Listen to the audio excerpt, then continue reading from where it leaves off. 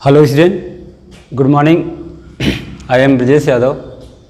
Today we are discuss about electrolytic cell or electrolysis. This is the second topic of electrolytic changes. Okay. हम लोग student कल बात किए थे battery के बारे में या डेनियल सेल के बारे में बात किए थे. सेकेंड टॉपिक आपका था इलेक्ट्रोलिसिस के ऊपर डिपेंड था, इलेक्ट्रोलिटिक सेल. इलेक्ट्रोलिटिक सेल होता क्या है, इलेक्ट्रोलिसिस होता क्या है भाई? कुछ कंपाउंड होते हैं जिसको करंट दे के क्या किया जाए, डिकम्पोज किया जाता है. विदाउट करंट डिकम्पोज हो ही नहीं सकते. जैसे मैंने प्रीवियस वीडियो में आपको एग्जांपल बताया था, वाटर. हम कहेंगे वाटर को आप स्टूडेंट डिकम्पोज कीजिए, गर्म कीजिए, क्या हाइड्रोजन अलग निकलेगा, ऑक्सीजन अलग निकलेगा? नहीं. इस पर क्या लगा देंगे, करेंट. जब करंट अप्लाई करेंगे क्या होगा, हाइड्रोजन गैस भी निकलेगा, ये भी निकलेगा. लेकिन सबसे पहले कौन निकलेगा? बात तो ये है कि नहीं. सबसे पहले कौन सी गैस रिलीज होगी? तो क्या कहेंगे, पहले हाइड्रोजन होगा क्योंकि इसकी डेंसिटी कम होती है, हल्का होता है. फिर उसके बाद ऑक्सीजन निकलेगा, होगा कि नहीं. तो ये क्या इलेक्ट्रोलिसिस प्रोसेस है, ठीक है. और उसमें जो प्रोसेस जो यूज किया जा रहा है, उस डिवाइस से जो करंट प्रोड्यूस किया जाएगा उसको क्या बोलेंगे, इलेक्ट्रोलिटिक सेल बोलेंगे. जैसे कि आप यहाँ डिफिनीशन पे राइट किया हुआ है, the phenomena of chemical changes taking place by the passage of electrical energy from an external source. कोई बाहरी सोर्स से करंट दे के क्या किया जाए, केमिकल रिएक्शन कराया जाए. जस्ट हियर क्या, this is called electrolysis. The device use to carry out electrolysis are called electrolytic cell. और जिस डिवाइस में यूज किया जाता है उसको क्या बोलते हैं, इलेक्ट्रोलिटिक सेल बोलते हैं. जैसे मैं कहूँ नमक को, NaCl को हम कहेंगे स्टूडेंट इसको पानी में मिला दो, आप वाटर में क्या करो, डिजॉल्व कर दो. तो क्या होगा, क्या Na अलग हो जाएगा और Cl अलग हो जाएगा? ऐसे दिखेगा. चार्जेस तो होते हैं, आयनाइज तो होते हैं, लेकिन इसको क्या करेंगे हम, करंट दे दें. क्या दे देंगे स्टूडेंट, करंट अप्लाई कर दें. तो क्या हो जाएगा, Na प्लस हो जाएगा और Cl माइनस हो जाएगा. तो इसी डिवाइस को क्या बोलते हैं भाई, इलेक्ट्रोलिसिस बोलते हैं, या करंट दिए किया जा रहा है. और ये क्या होगा, इलेक्ट्रोलिटिक सेल होगा. जैसे एक एग्जाम्पल और मैं बताता हूँ. अच्छा, वो फोटोलिसिस का एग्जाम्पल है. AgBr का डिकम्पोजिशन करते हैं, इसी तरह फोटोलिसिस होता है. जैसे इलेक्ट्रोलिसिस है, उसी तरह सनलाइट में कुछ ऐसे होते हैं सब्सटेंस जो ब्रेक हो जाते हैं सनलाइट में. ये तो फोटोलिसिस है सनलाइट में. तो क्या हो जाएगा, Ag अलग हो जाएगा और Br अलग हो जाएगा, ठीक है. जैसे कैमरे की रील जो होती है ना, उसमें होता है सिल्वर ब्रोमाइड, पहले चलती थी. अब नहीं, अब तो टेक्नोलॉजी हाई हो गई है स्टूडेंट, चिप का सिस्टम चल रहा है, ठीक है, मेमोरी चल रही है. तो उस समय क्या था, रील रहता था तो उसमें सिल्वर ब्रोमाइड रहता था, और इसको धूप में लाते ही क्या होता, खराब डिस्ट्रॉय हो जाता था, ठीक है. तो उसमें क्या होता था, फोटोलिसिस होता था. सिमिलरली यहाँ पे इलेक्ट्रोलिसिस का नाम लिया हूँ मैं. तो यहाँ पे करंट, इलेक्ट्रो मतलब इलेक्ट्रॉन मतलब करंट, जहाँ पे इलेक्ट्रॉन है वहाँ करंट है, आप जैसा कि जानते हो. तो इलेक्ट्रोलिसिस उसको कहेंगे कि जिस डिवाइस में भाई करंट अप्लाई करके उससे क्या किया जाए, केमिकल एनर्जी प्रोड्यूस किया जाए, इलेक्ट्रिकल एनर्जी प्रोड्यूस किया जाए, उसको क्या, कौन सा डिवाइस बोलेंगे, इलेक्ट्रोलिसिस बोलेंगे, ठीक है. The phenomena of chemical changes taking place by the passage of electrical energy from an external source is called electrolysis. The device use to carry out electrolysis are called electrolytic cell. For example एक लिख सकते हैं, ठीक है student. आगे है representation of electrolytic cell. Electrolytic cell का representation मतलब कैसे दिखाया जाता है, इसको हम लोग पढ़ेंगे स्टूडेंट. फिर उसके बाद इस पर हम लोग डेरिवेशन भी आगे एक आएगा, उसको भी देखा जाएगा. पहले तो हम लोग रिएक्शन के बारे में देखते हैं, उसके बाद बात करते हैं, ठीक है. चलिए देखते हैं.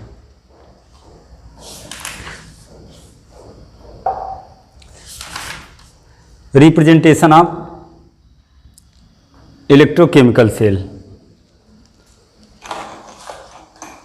रिप्रेजेंटेशन ऑफ इलेक्ट्रोकेमिकल सेल, ठीक है student.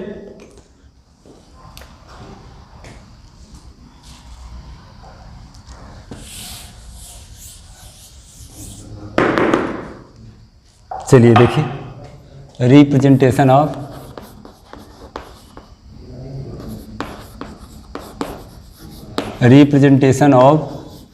Electrochemical cell of an electrochemical cell. इसका रिप्रेजेंटेशन कैसे होता है, इसको देखा जाए. जैसे मैं रिएक्शन आपको दिखाया था जिंक का, कॉपर का, इस तरह से रिएक्शन दिखाया था, एक बार देख लीजिए। शॉर्टली मैं रिएक्शन बता दे रहा हूँ, उसके बाद हम लोग इसको राइट कर रहे हैं। देखिए जैसे मैंने लिखा था जिंक प्लस Cu, ये क्या था, सॉलिड था, ये सॉलिड था, फिर प्लस क्या था Cu2 प्लस, है ना स्टूडेंट। ये कैसा होगा, प्लस है, चार्जेज है तो इक्वल फॉर्म में होगा। फिर इसका रिएक्शन ऐसे कर देंगे तो यहाँ पे क्या हो जाता है, Zn2 प्लस इलेक्ट्रॉन लॉस करता था और एक क्या करता था, गेन करता था। ये क्या हो जाएगा, इक्वल्स हो जाएगा चार्जेज में, और यहाँ पे क्या हो जाएगा स्टूडेंट, सॉलिड हो जाएगा। जैसे आपको लोग रिडॉक्स रिएक्शन पढ़े थे, loss of electron and gain of electron, those reaction in which both occurs oxidation and reduction, तो उसको क्या बोलते हैं, रिडॉक्स रिएक्शन। जैसे यहाँ पे देखिए, यहाँ से यहाँ हम जा रहे हैं, 2 इलेक्ट्रॉन क्या कर रहा है, लॉस हो रहा है, और यहाँ से यहाँ जा रहे हैं तो क्या कर रहे हैं, 2 इलेक्ट्रॉन क्या होगा, गेन हो रहा है। इसी को एक सेल के रूप में रिप्रेजेंट किया जाता है, कैसे, उसको देखिए। 2 इलेक्ट्रॉन क्या हो रहा है स्टूडेंट, गेन किया जा रहा है, ठीक है। सेल रिप्रेजेंटेशन दिखाना होगा, देखिए कैसे लिखेंगे। ऐसे अगर ये मैंने लिया है तो लिखेंगे क्या, Zn/Zn2 प्लस, समझ में आ रहा है। फिर पैरेलल Cu/Cu2 प्लस, ठीक है, Cu/Cu2 प्लस। ये सेल रिप्रेजेंटेशन है। ये देखिए, ये हाफ सेल नहीं है, कंप्लीट सेल है। अगर केवल मैं इसी को लूँ तो हाफ सेल बोलेंगे। कौन सा सेल, हाफ सेल। और दोनों को एक साथ लिया जाए कौन सा सेल होगा, कंप्लीट सेल होगा। जैसे मैं कहूँ ऐसे, हम कहें जिंक से स्टूडेंट Zn2 प्लस कैसे बना था, जिंक से Zn2 प्लस कैसे बना था, जब इसमें से 2 इलेक्ट्रॉन है, यहाँ क्या कर दें, बाहर कर दें, 2 इलेक्ट्रॉन क्या कर दें, बाहर कर दें। अब इसको जोड़ेंगे तो left hand equal to right hand होगा कि नहीं, बोलो। उसी तरह Cu2 प्लस है, क्या है, Cu2 प्लस, इसमें अगर 2 इलेक्ट्रॉन हम जोड़ दें तो Cu के बराबर हो जाए कि नहीं। तो यही इलेक्ट्रॉन दोनों क्या, ये दे रहा है इसको, ये फिर ये ऐसा हो रहा है, ये सॉलिड हो जा रहा है, ये इक्वल। ये हाफ सेल है, पहला क्या है, हाफ सेल, ये सेकेंड है हाफ सेल, दोनों हाफ सेल है, आधा आधा। बैटरी में 2 प्लेट होते हैं ना, तो हाफ सेल है। जब दोनों एक साथ डिवाइस बनाया जाएगा तो क्या हो जाएगा, कंप्लीट सेल हो जाएगा, ठीक है। तो हम लोग आगे नेक्स्ट इक्वेशन भी पढ़ेंगे इसी के बेसिस पे। जैसे एग्जाम्पल में और दिया है, Ag और निकिल का आपको रिएक्शन करना है। किसका भाई, Ag और निकिल का। चलिए देखते हैं, बहुत सा है, इसको राइट कर लीजिएगा। अगला नेक्स्ट रिएक्शन है आपका, इसको जैसा कि आप लोग 11 में पढ़ चुके हो, ठीक है। हम कहते हैं Ag ले लो और चलो ठीक है, आयरन 2 प्लस क्या ले लिया जाए, कुछ और ले लिया जाए, जिंक ले लिया जाए, Ag ले लो, चलो ठीक, Ag आयरन Ag प्लस, फिर रिएक्शन कर दीजिए, क्या हो जाएगा, आयरन 2 प्लस, 3 प्लस भी होता है, आयरन 2 प्लस और Ag हो जाएगा। ये देखो बैलेंस है क्या, नहीं बैलेंस है, क्योंकि इलेक्ट्रॉन देखिए एक लॉस कर रहा है, 2 लॉस कर रहा है। यहाँ से यहाँ कितना इलेक्ट्रॉन की लॉस हो रहा है, 2 इलेक्ट्रॉन लॉस कर रहा है। बट यहाँ से यहाँ कितना इलेक्ट्रॉन ये गेन कर रहे हैं भाई, 1 इलेक्ट्रॉन गेन कर रहे हैं। तो क्या किया जाए, इनके आगे अगर हम 2 कर दूँ, इनके आगे भी 2 कर दूँ, तो बैलेंस हो गया कि नहीं 2 इलेक्ट्रॉन का, बोलो हो जाए कि नहीं। तो इसी को हाफ सेल रिएक्शन लिखना होगा, तो क्या लिखेंगे, Fe/, ठीक है, Fe/2 प्लस, फिर parallel Ag plus, singly plus होगा, समझ में आ रहा है। तो इस तरह से आप लोग को कंप्लीट सेल रिएक्शन दिखाना होगा, ठीक है। सेल रिप्रेजेंटेशन ऐसे किया जाता है, ठीक है। आई होप समझ में आया होगा। आगे भी हम लोग स्टूडेंट देखेंगे, इसी तरह के एग्जाम्पल दे के पढ़ेंगे। देखिए आगे आपकी टॉपिक है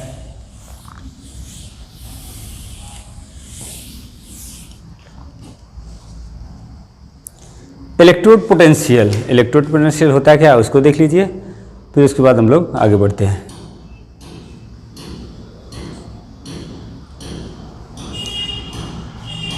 इलेक्ट्रोड पोटेंशियल होता क्या भाई, उसके मेटल और उसके आयंस के बीच में जो रिलेशनशिप होती है वही क्या होता है, इलेक्ट्रोड पोटेंशियल होता है। The electrical potential difference set up between the metal and its ion in the solution is known as electrode potential. Electrode potential क्या होता है स्टूडेंट, इलेक्ट्रोड पोटेंशियल, पोटेंशियल तो पढ़ के आए होंगे फिजिक्स में। चलिए ठीक है, देख लेते हैं। The electrical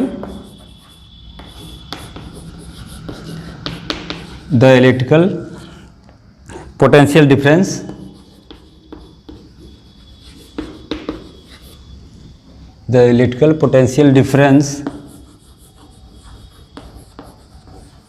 between set of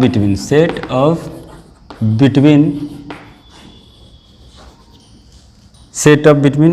the metal and its ion,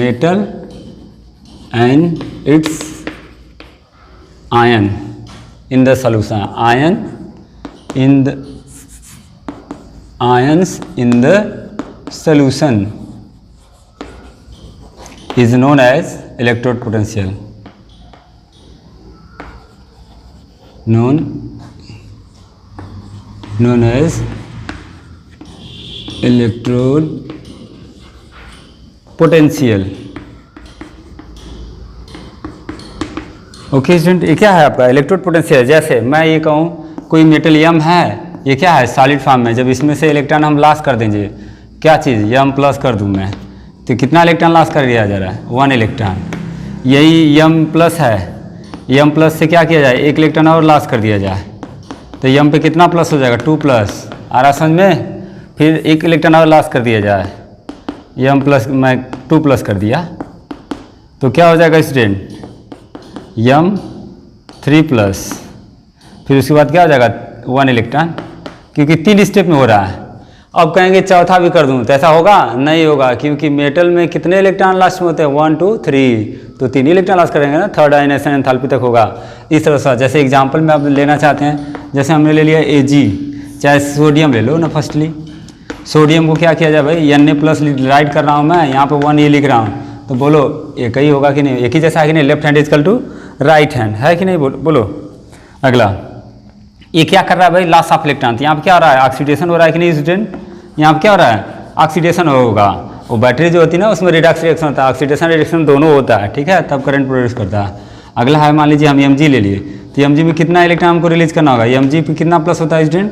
2 plus होगा, क्योंकि 2 इलेक्ट्रॉन लॉस करेगा। Al ले लिया मैं, Al 3 प्लस, तो क्या हो जाएगा? Al 3 प्लस 3 इलेक्ट्रॉन लॉस करेगा नहीं? तीनों स्टेप बाय स्टेप होगा, ऐसा नहीं कि तुरंत हो जाएगा, ठीक है। आई होप समझ में आ गया होगा। ये इसमें क्या हो रहा है? ये ऑक्सीडेशन हो रहा है। सिमिलरली अगर इसी को अपोजिट लिख दिया जाए, हम कहें यम प्लस लिखा हूँ, उसमें 1 इलेक्ट्रॉन जोड़ दिया हूँ, तो यम हो जाएगा कि नहीं? बोलो। तो यहाँ लॉस ऑफ इलेक्ट्रॉन है कि गेन ऑफ इलेक्ट्रॉन है? बोलो। यहाँ पर गेन ऑफ इलेक्ट्रॉन है, तो यहाँ पर क्या हो जाएगा स्टूडेंट? रिडक्शन हो जाएगा। क्या हो जाएगा? रिडक्शन। जैसे हम ले लिए Cu2 प्लस, इसमें कितना इलेक्ट्रॉन जोड़ देंगे? 2 इलेक्ट्रॉन, क्या हो जाएगा? Cu सॉलिड हो जाएगा कि नहीं? सिमिलरली Zn2 प्लस, ऐसा नहीं कि मेटल नहीं नॉन मेटल होगा, ठीक है। Loss of electron, gain of electron, इससे हम लोग इसको डिसाइड करेंगे, तो Zn हो जाएगा। क्लियर? तो इस तरह से ऑक्सीडेशन और रिडक्शन हो रहा है। आगे आपका क्या है स्टूडेंट?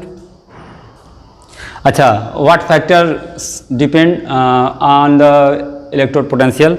तो फर्स्ट है आपका nature of metal and its ion. किस पे डिपेंड करता है? इलेक्ट्रोड पोटेंशियल किस पे डिपेंड करेगा?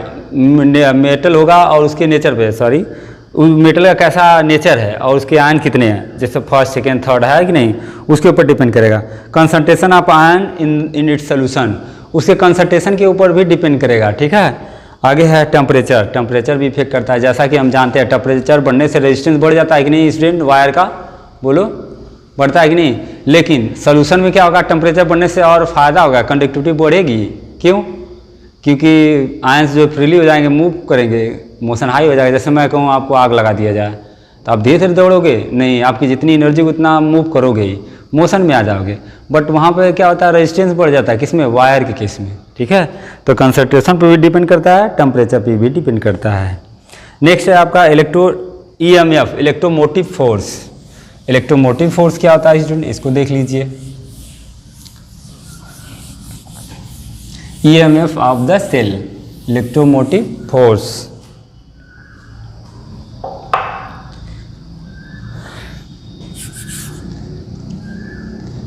EMF क्या होता है भाई? Electromotive force.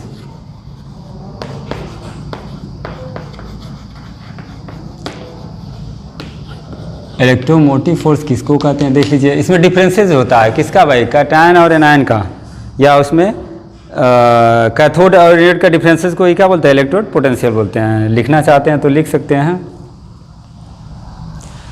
The potential difference between 2 electrodes of the cell when either no or negligible current is allowed to flow in the circuit, इसको भी लिख सकते हैं, ठीक है। चाहते ये भी लिख सकते हैं the difference between the electrode potential of the two electrodes consisting an electrochemical cell, लिख लीजिए इसको। The differences between the difference between two electrode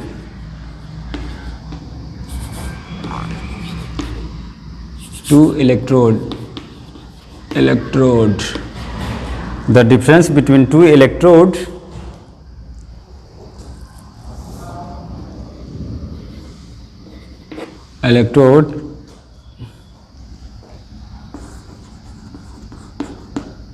constituting TING constituting an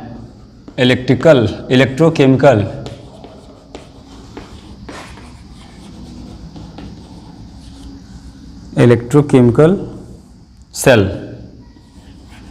is known as EMF।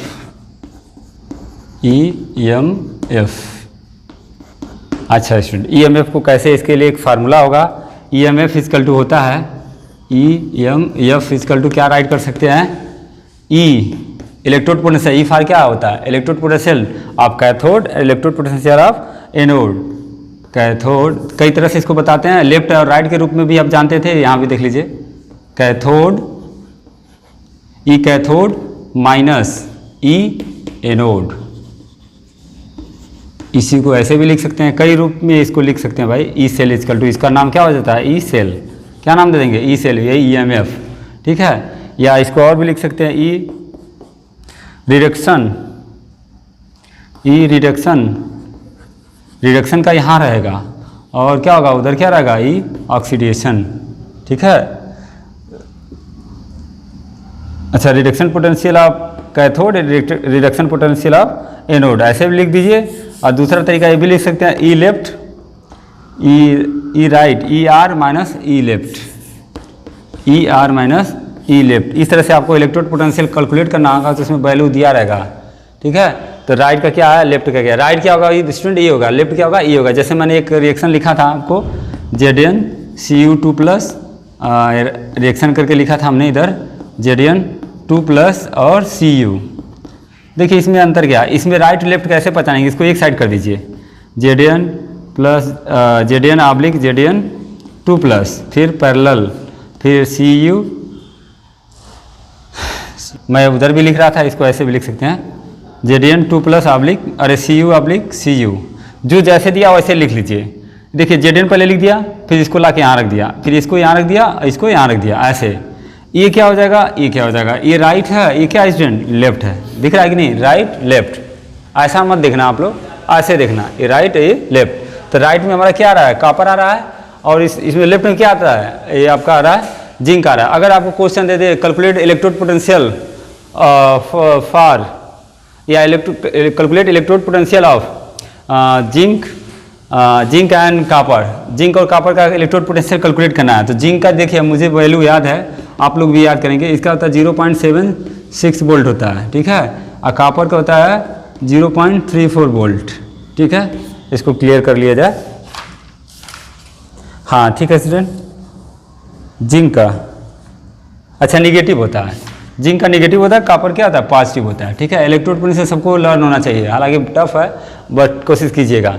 दोनों का हमको दिया है, मान लीजिए रिएक्शन दिया तो लेफ्ट कौन सा है, राइट कौन सा है, भाई हमारा राइट ही है लेफ्ट ही है, तो हम लिखेंगे E cell is equal to ER, R की वैल्यू क्या होगी, आर ये है लेफ्ट ही है, तो आर की जगह पर क्या रखेंगे 0.34 वोल्ट रखेंगे, फिर माइनस फार्मूले में है, फिर ब्रैकेट लगाएंगे, माइनस में आएगी नहीं, ये अगला जिंक की वैल्यू क्या, लेफ्ट में क्या हमारा आएगा जिंक आएगा, क्या लिख देंगे 0.76 वोल्ट हो जाएगा। अब इन दोनों क्या करेंगे, जोड़ देंगे 0.34 वोल्ट फिर प्लस 0.76 वोल्ट, दोनों को जोड़ दीजिए क्या हो जाएगा 0, 4 and 6 0 होगा, ये 10 और 11 100 इतना, मतलब डेसिमल लगा दीजिए 1.10 वोल्ट आ गया। ये किसका इलेक्ट्रोड पोटेंशियल आ गया भाई, इसका आ गया कॉपर और जिंक के रिएक्शन के लिए। इसी तरह आपको सिल्वर और अदरवाइज का दिया जाएगा, तो इसको आप लोग कर सकते हो। समझ में आ गया। इसी में आगे है आपका स्टूडेंट स्टैंडर्ड इलेक्ट्रोड पोटेंशियल। कुछ नहीं करना है, जो इलेक्ट्रोड पोटेंशियल है उसी को क्या है स्टैंडर्ड फॉर्म में दिखा देंगे, ठीक है।